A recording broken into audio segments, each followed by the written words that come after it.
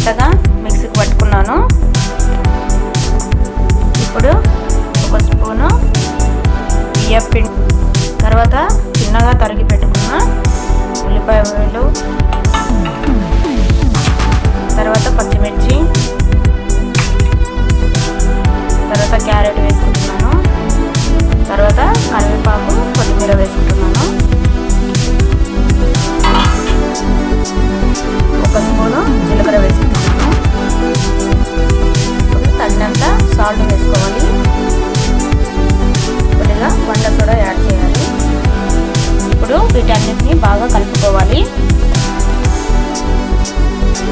అంతా కలుపుకున్నాను. ఇప్పుడు చిట్టి పునుగులు వేసేసుకుంటాము. ఆయిల్ పెట్టుకున్నాము, ఆయిల్ వేడి అయింది కూడా.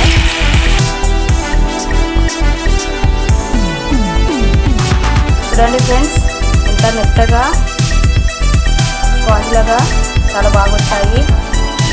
మీరు కూడా ట్రై చేయండి ఫ్రెండ్స్. నచ్చితే లైక్ చేయండి, షేర్ చేయండి.